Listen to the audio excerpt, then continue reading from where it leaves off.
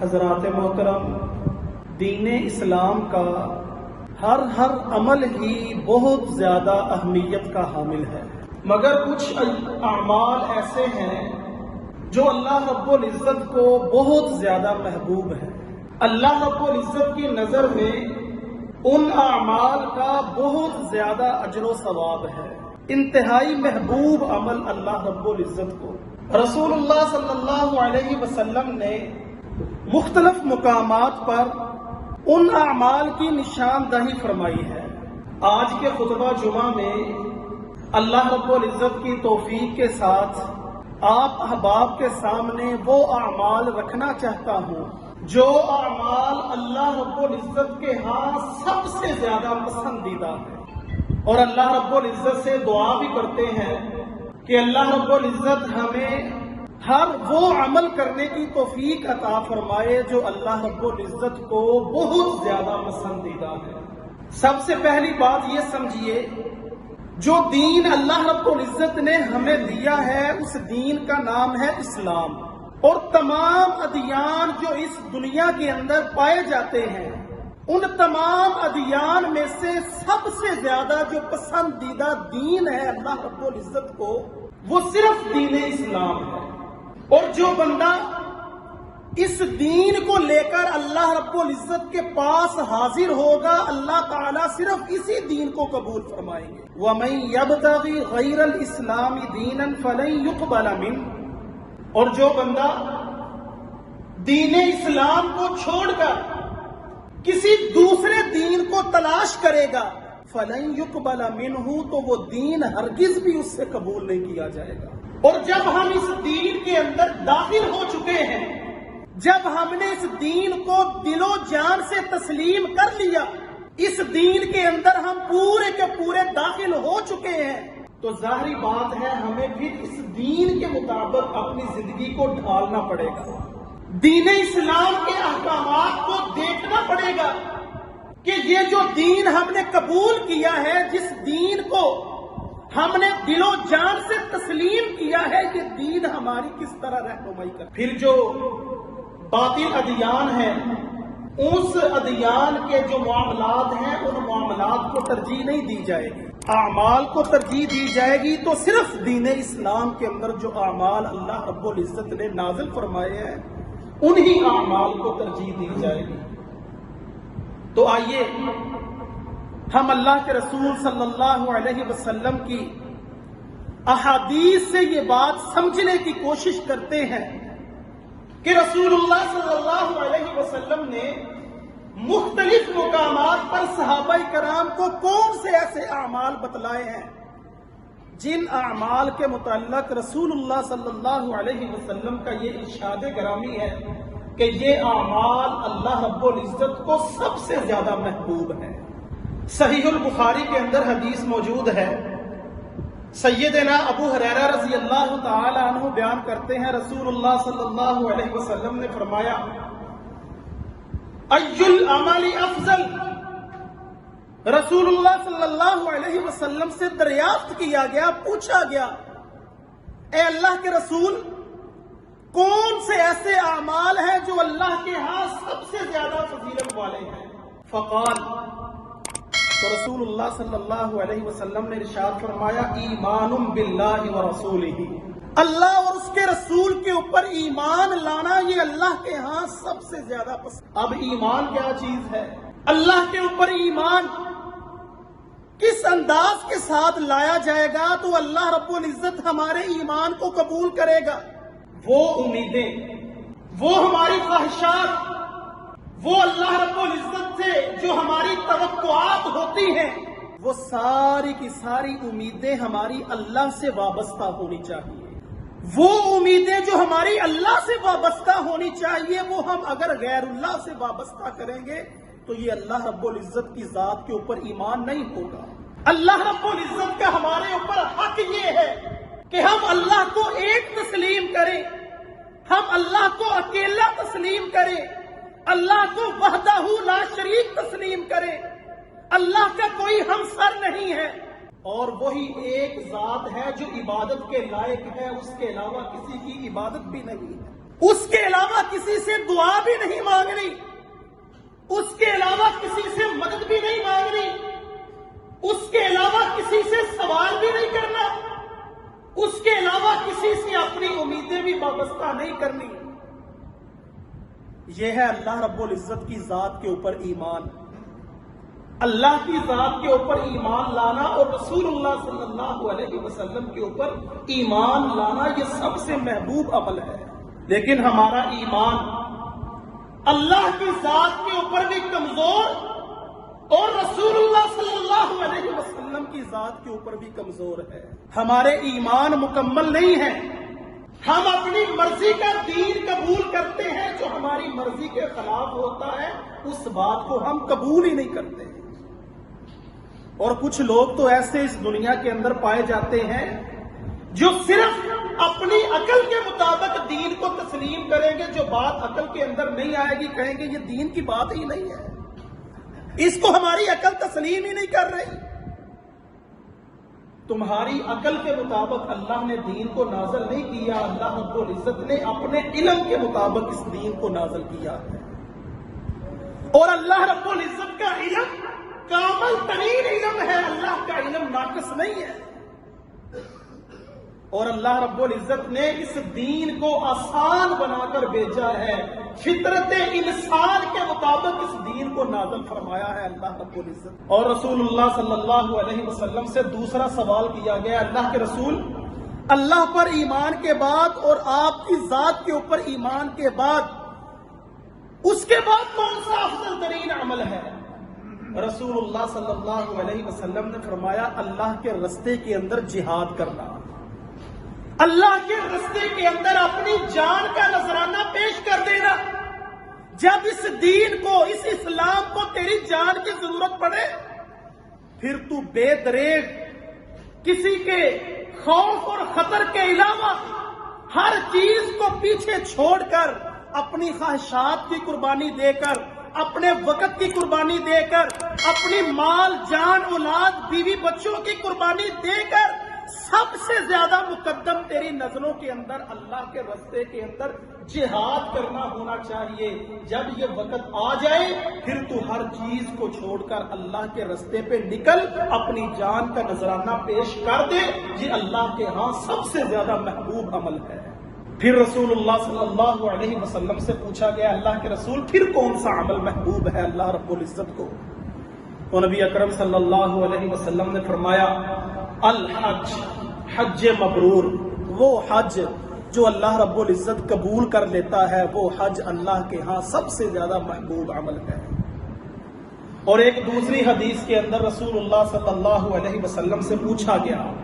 صحیح البخاری کی وہ حدیث ہے، نبی اکرم صلی اللہ علیہ وسلم سے پوچھا گیا، سیدنا عبداللہ بن مسعود رضی اللہ تعالیٰ عنہ کہتے ہیں، میں نے نبی اکرم صلی اللہ علیہ وسلم سے سوال کیا، اے اللہ کے رسول، اللہ رب العزت کی بارگاہ پر کون سا عمل سب سے زیادہ محبوب ہے؟ رسول اللہ صلی اللہ علیہ وسلم نے فرمایا، الصلاۃ لوقتہا، نماز کو اس کے وقت کے اوپر ادا کرنا۔ الصلاۃ لوقتہا، نماز ادا کرنی ہے تو وقت پر ادا کرنی ہے۔ ایسا نہیں ہونا چاہیے کہ ظہر کی نماز کو عصر کے ساتھ پڑھ لیا، عصر کو مغرب کے ساتھ ملا لیا، عشاء کو پھر رات 12 بجے یا 1 بجے اٹھ کے پڑھ لیا، فجر کی نماز سورج نکلنے کے بعد ادا کر لی، نہیں۔ الصلاۃ لوقتہا، نماز کو اس کے وقت کے اوپر ادا کرنا اور اول وقت کے اندر ادا کرنا۔ نماز کا وقت گزر جائے، اس نماز کا انسان کو کوئی فائدہ نہیں ہوگا جو نماز تاخیر کے ساتھ ادا کی جائے۔ محبوب ترین عمل ہے اللہ رب العزت کی نظروں کے اندر الصلاۃ لوقتہا، نماز اس کے وقت کے اوپر ادا کرنا۔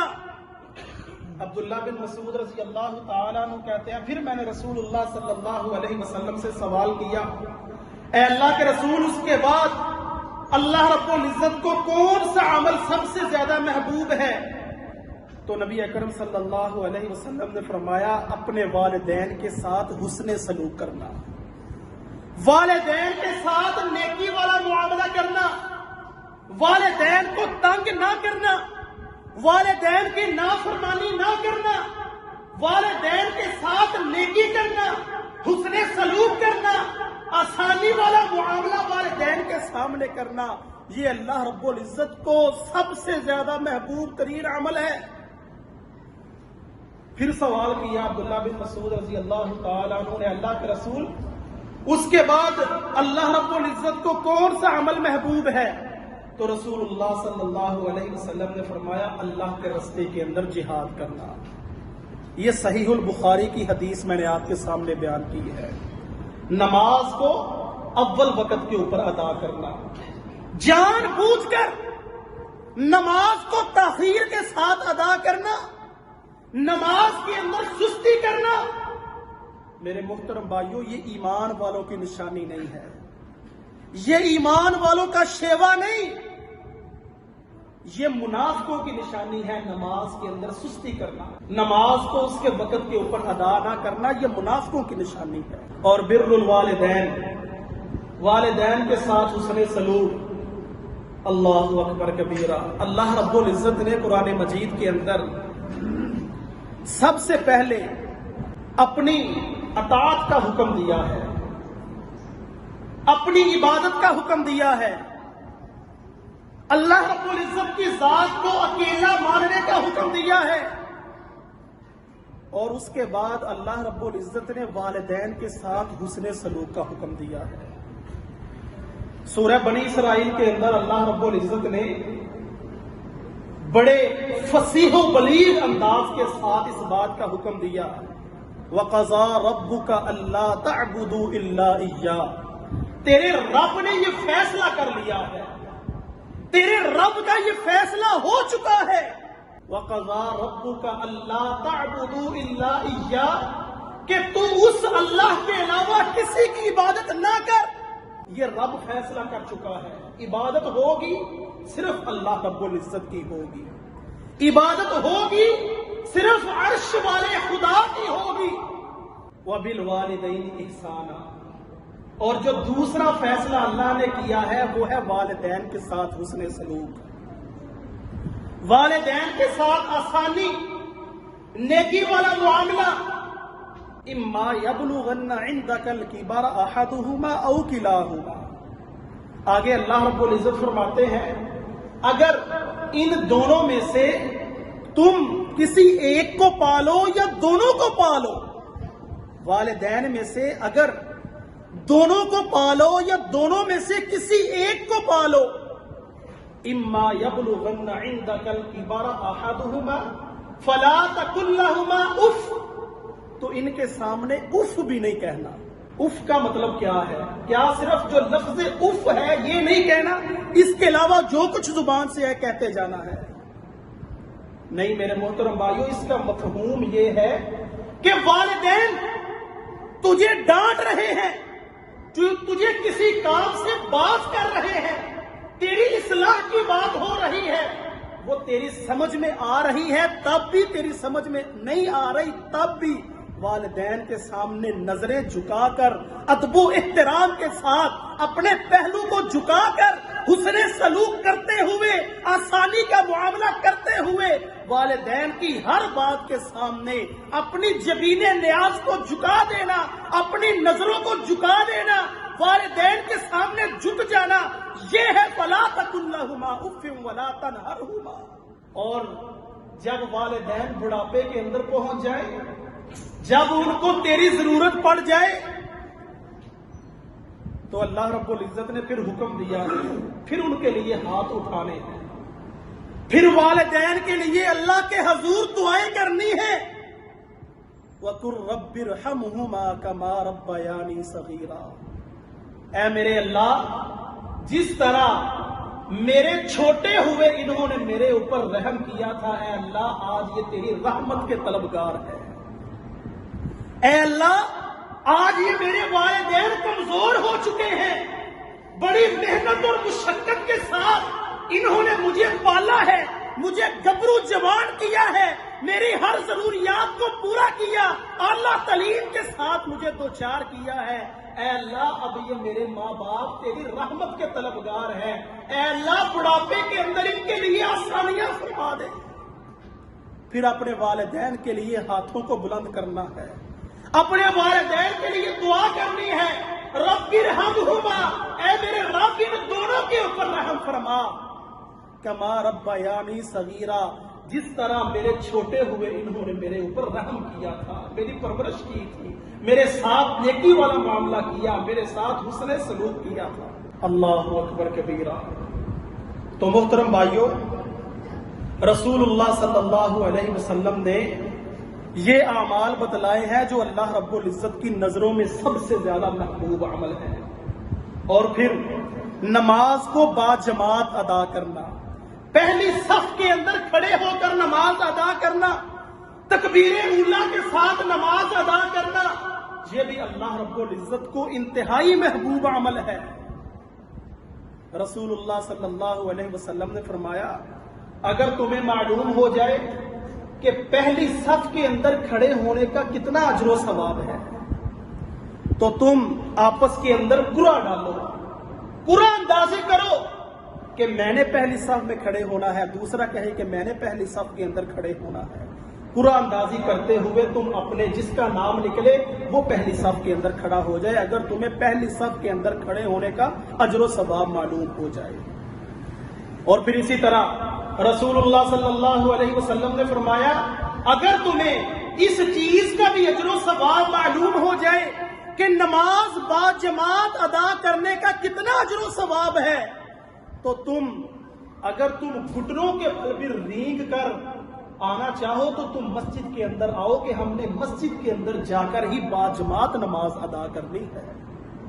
اگر کوئی چلنے کے قابل نہ ہو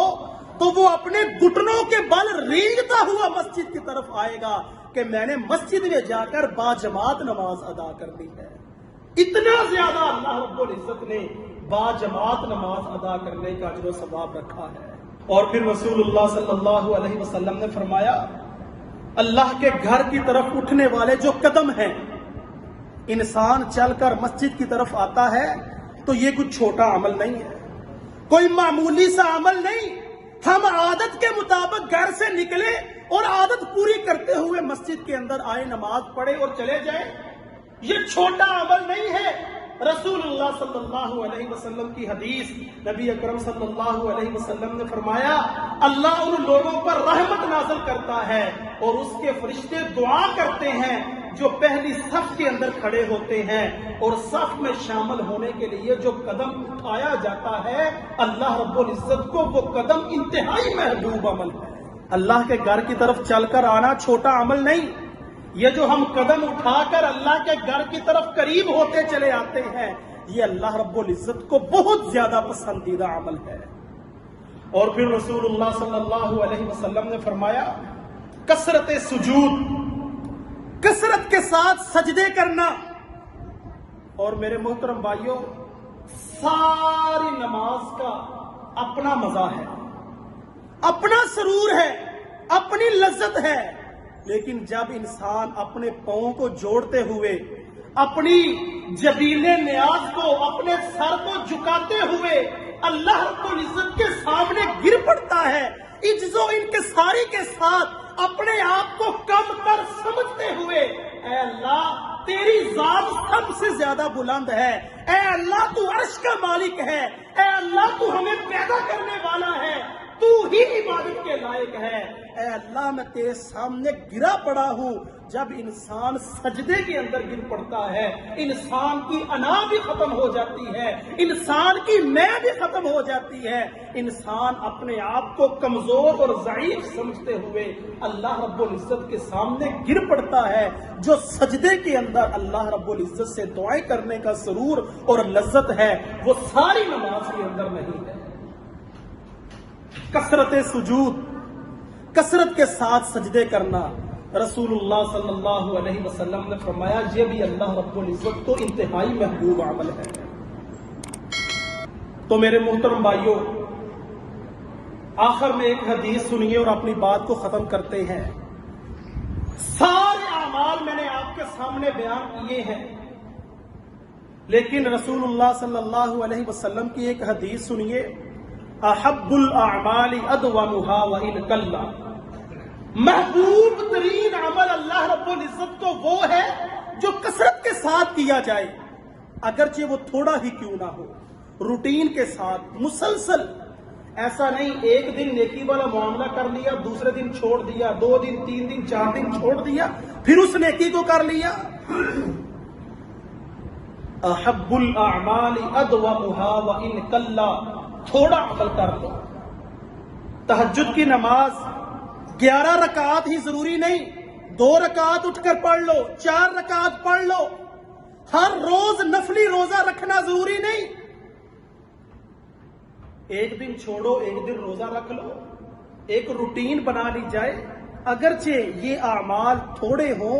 لیکن روٹین کے ساتھ مسلسل کیے جائیں، وہ اعمال بھی اللہ رب العزت کو انتہائی محبوب ہیں۔ اور محترم بھائیوں، جب ہم بڑے بڑے اعمال کو کریں گے، چھوٹی نیکیوں کو چھوڑ دیں گے، کبھی کبھی بڑا عمل کر لیا چھوٹی نیکی کو چھوڑ دیا، تو میرے محترم بھائیوں ایک وقت آئے گا کہ ہم بڑی نیکی کو بھی چھوڑ دیں گے۔ وہ کہتے ہیں کہ قطرے قطرے سے دریا بھر جاتا ہے، چھوٹے چھوٹے اعمال کریں گے، یہ بڑی نیکیاں کا رخ اختیار کریں گے، بڑی نیکیاں بن جائیں گی جب ہم چھوٹی نیکیوں کو ترک کر دیں گے۔ بس یہ چھوٹی نیکی ہے، اس کو چھوڑ دو، بڑی نیکی کرتے ہیں۔ 1 روپیہ اللہ کے رستے میں کیا خرچ کرنا ہے، 1000 روپیہ خرچ کرتے ہیں۔ اور میرے محترم بھائیوں، 1 روپیہ جب آپ خرچ کریں گے تو یہ ایک وقت آئے گا بڑی خطیر رقم بن جائے گی۔ مسلسل روٹین کے ساتھ اللہ کے راستے میں خرچ کرو، اس کا اجر و ثواب آپ کو زیادہ ہوگا، اور اللہ رب العزت کو یہ محبوب عمل ہے جو کثرت کے ساتھ روٹین کے ساتھ کیا جائے، اگرچہ تھوڑا ہو۔ اللہ رب العزت سے دعا ہے کہ اللہ رب العزت ہمیں اپنے پسندیدہ اعمال کرنے کی توفیق عطا فرمائے۔ وقولوا قولی ھذا استغفر اللہ لی ولکم ولسائر المسلمین واستغفروہ انہ ھو الغفور الرحیم۔